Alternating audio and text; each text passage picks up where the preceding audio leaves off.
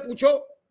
Basic शिक्षा मंत्री जी का कल जन्मदिन था, सभी शिक्षा मित्र अनुदेशकों की तरफ से उन्हें जन्मदिन की बहुत बहुत बधाइयां, बहुत बहुत हार्दिक शुभकामनाएं। आगे बढ़े, शतायु हो, लेकिन अपने ही बाबा स्वर्गीय कल्याण सिंह जी के द्वारा ये लगाया गया वृक्ष जो शिक्षा मित्रों का है, उसे हरा भरा करने के लिए निश्चित रूप से उन्हें इतना तो पैसा दे दें जिससे उनका परिवार चल सके। बड़ा भरोसा था लोगों को सरकार पर।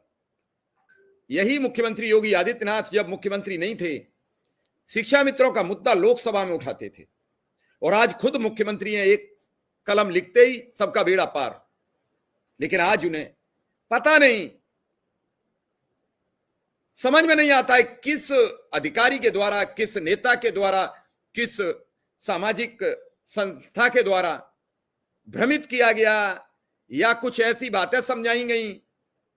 लेकिन आज अनुदेशक और शिक्षा मित्र दर दर का भिखारी बना हुआ, उसे कुछ नहीं मिल रहा है। वो कैसे जीवन जिए, कैसे अपने परिवार को पाले, कैसे शाम के भोजन की व्यवस्था करे, कैसे वो दिन के भोजन की व्यवस्था करे। 9-10 हजार रुपया में इस महंगाई में आता क्या? 1,000 रुपये का सिलेंडर ले लो तो फिर 9,000 वाले के पास 60,000 बचते हैं। तेल दाल चीनी ले आए एक महीने के लिए तो 2,000 रुपया का ये सामान हो जाता है। आटा 40 रुपया किलो से कम कहीं है नहीं, 40 से ऊपर तो है, 40 से कम कहीं नहीं है। दूध 70 रुपया से कम नहीं है, 80 है, 90 है शहरों में। इस भीषण महंगाई में वो जीवन कैसे चलाता है कुछ पता है? कभी विचार किया अधिकारियों ने? अगर जितना अधिकारियों के घर में 4th क्लास का कर्मचारी का भी वेतन अनुदेशक शिक्षा मित्रों के दोगुने तिगुना है, तो इन अधिकारियों को भी सोचना चाहिए और मुख्यमंत्री जी से बैठकर बातचीत करना चाहिए कि हमें आखिर कब तक न्याय मिलेगा। क्योंकि देर से मिला न्याय भी अन्याय के बराबर होता है। अगर न्याय और 1 साल बाद मिलेगा तो क्या मतलब है? लोगों की आंखें पथरा जाएंगी।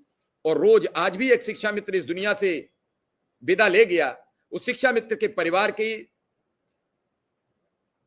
भगवान इतना हौसला दे कि वो हिम्मत रखें और उस शिक्षा मित्र को प्रभु श्री चरणों में अपने में स्थान दें।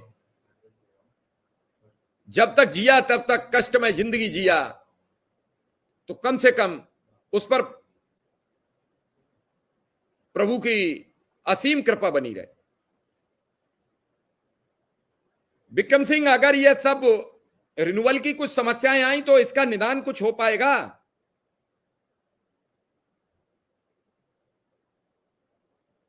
सर, जब मेरे पास जानकारी आएगी हम उसके लिए पूरा प्रयास करेंगे और उसका निदान होगा, बिल्कुल होगा।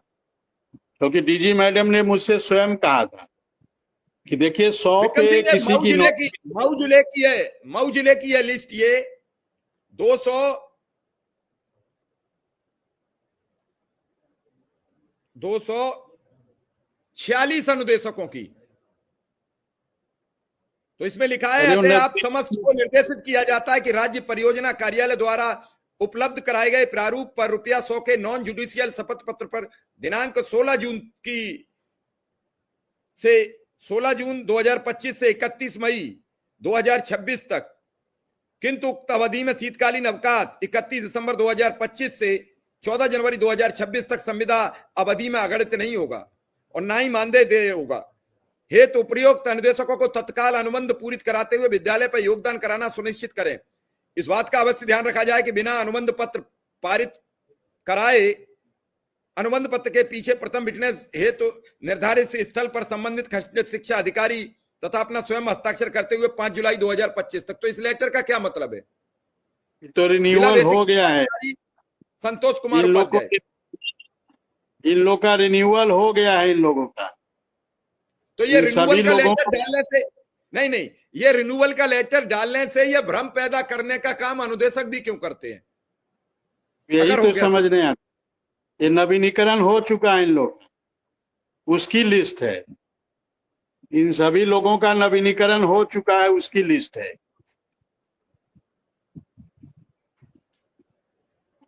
अच्छा, इसके अलावा 3 अनुदेशक रह गए जिनका नवीनीकरण नहीं हुआ। हाँ, जो सूचना मुझे भेजी गई है, जो सूचना चलिए मुझे ठीक है। भेजी गई, उन जी 3 जी के लिए मैंने प्रयास किया है, उनका भी होगा।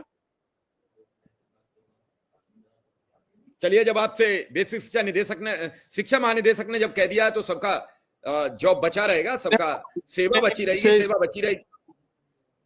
उन्होंने मुझे ये बात कई बार कही कि किसी की नौकरी नहीं जाएगी 100 से कम,